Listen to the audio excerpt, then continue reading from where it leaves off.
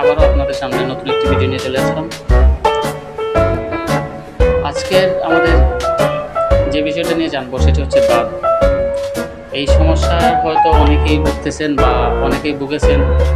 অনেকেই আছেন যারা অনেক বছর যাবত ওষুধ সেবনের পর, অনেক ধরনের ক্রিম অয়েন্টমেন্ট ব্যবহার করার পরও এটা কোনো সমাধান পাচ্ছেন না। তাদের জন্য আজকের এই ভিডিও। দেখেন, আমরা অনেক ডাক্তার দেখিয়েছি পর্যন্ত, অনেক অয়েন্টমেন্ট, অনেক ক্রিম, অনেক ধরনের অনেক কিছু করে দেখে ফেলছি যে ওই রোগটা কমানোর মতো কোনো উপায় আমরা খুঁজে পাইতেছি না। কিন্তু ওই রোগটি আসলে কিভাবে আপনার শরীর থেকে চিরতরে বিদায় করা যায় সেই সম্পর্কে আজকে কিছু অ্যাডভাইস দেওয়ার আছে।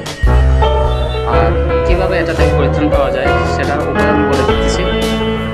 দেখেন, আমরা যারা দাঁতে ভুগি তারা প্রায়ই ফ্লুকোনাজল, এই যে ফ্লুকোনাজল প্রাথমিক স্টেজের যে ওষুধটা, ফ্লুকোনাজলটা সবাই প্রায় চিনেন, যেমন ফ্লুগাল নেন, ফ্লুনল, ফ্লুকোনল, বিভিন্ন ধরনের বিভিন্ন ব্র্যান্ডের ফ্লুকোনাজল আমরা খেয়ে দেখছি। এরা 50 mg, 150 আর 200 mg হয়ে থাকে। 50 mgটা আপনার রোজ একবার নেন, 150টা সপ্তাহে একবার, 200 mg সপ্তাহে একবার। এই নিয়মে হয়তো অনেকেই অনেকবার, এর সাথে আপনি সিটিরেজিন, লেভোসিটিরেজিন, তারপর ইভাস্টিন, বিভিন্ন ধরনের ওষুধ ট্রাই করে দেখছেন, বিভিন্ন ধরনের অয়েন্টমেন্ট, ক্রিম ইউজ করে দেখছেন, কিন্তু এর কোনো সমাধান আপনি পাচ্ছেন না। তারপর দেখা যাচ্ছে যে আপনি যখন এই গ্রুপটা থেকে বের হয়ে আসছেন, ফ্লুকোনাজল আপনার কাজ হচ্ছে না, তখন আপনি আবার যখন অন্য জায়গায় যাবেন যে আমি ফ্লুকোনাজলটা খেয়ে ফেলছি, যারা জানে তারা কি বলবে, আপনাকে ইট্রাকোনাজল খাওয়ার জন্য বলবে। ইট্রাকোনাজল, যে এই ইট্রাকোনাজলটা আপনি খান, আপনার কমে যাবে। তো ওই ইট্রাকোনাজলটা হয় আপনার 100 mg আর 200 mg। 100 mgটা প্রত্যেক দিন 1 থেকে 2 বার খাওয়া যায়, আর 200 mgটা প্রতিদিন একটাও খাওয়া যায়, আবার 2 দিন 1 দিন পর খাওয়া যায়, এই নিয়মে খাওয়া যায়।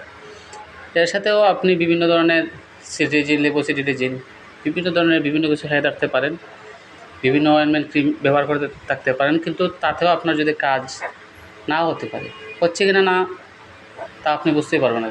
দেখা গেছে যে আপনি 1 সপ্তাহ, 15 দিন, 1 মাস খেলেন ওষুধ, আবার 15 দিন আপনার গ্যাপ থাকলো, যে 15 দিন আমি এই ওষুধটা খেলাম না, কমে গেছে আমার।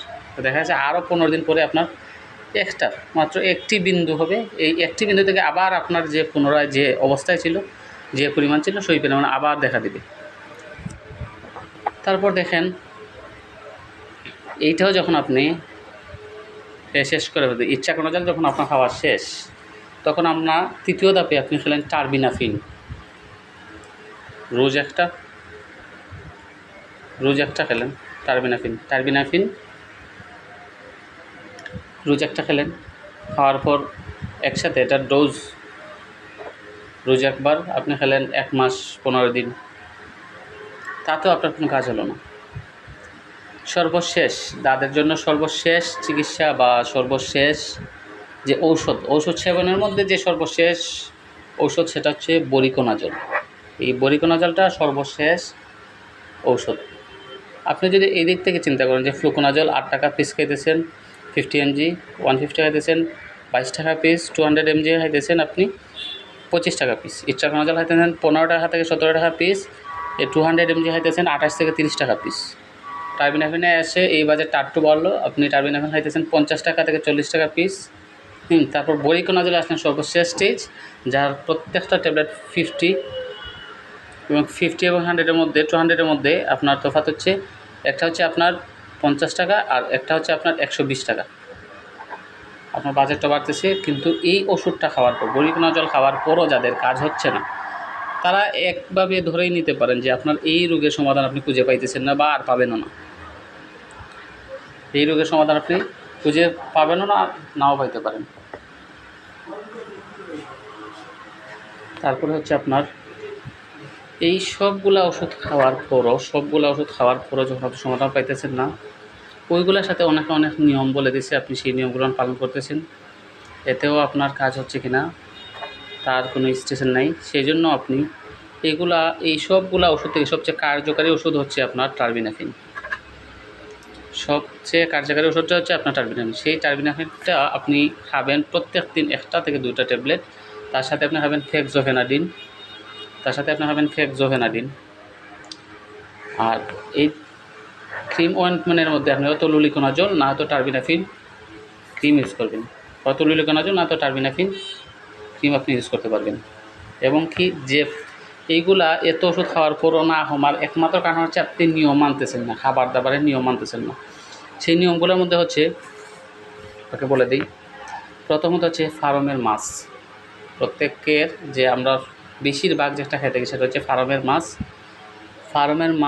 ফার্মের মুরগ, হাঁসের মাংস, হাঁসের ডিম, গরুর মাংস, তারপর হচ্ছে এই সাদা রঙের দেশি মাছ, যেগুলো সাদা রঙের দেশি মাছ যেমন পুঁটি মাছ, ট্যাংরা মাছ, এই ধরনের মাছ, সাদা রঙের যত দেশি মাছ আছে সবগুলা।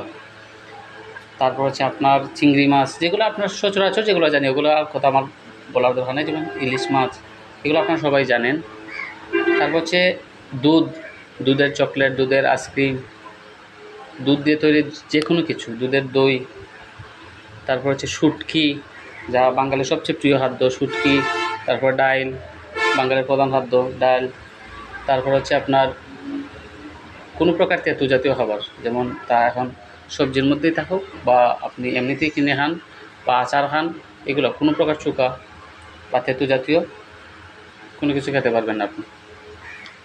যদি এই নিয়মগুলো মেনে আপনি এই ওষুধগুলো সেবন করেন, তাহলেই একমাত্র আপনার এই রোগ থেকে আপনার পরিত্রাণের উপায়।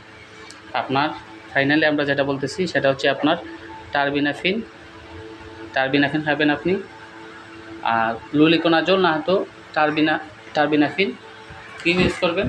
আর সাথে ওই যে নিয়মগুলো বলে দিলাম, ওই নিয়মগুলো আপনি যদি মানেন, আর একই সাথে আপনি যদি 2 মাস খাবার নিয়মটা যদি আপনি ঠিক রাখতে পারেন, তাহলে আপনার এই রোগ থেকে পরিত্রাণের উপায় পাবেন। আর কোনো প্রকার সাবান ইউজ করা যাবে না, কোনো প্রকার সাবান, ওই যে জায়গাটা আপনার এই দাঁতের সমস্যা হচ্ছে ওই জায়গায় আপনি সাবান ইউজ করতে পারবেন না, সাবান ইউজ করা যাবে না। এতে যদি আপনার মনে হয় যে সাবান যদি ইউজ না করি অনেক ময়লা বা অনেক ধুলোবালুতে সারাদিন চলাফেরা করতে হয়, আমার শরীরে ময়লা জমে যায়, সেক্ষেত্রে আপনি 2টি সাবান আনতে পারেন। সেটা হচ্ছে একনিয়েট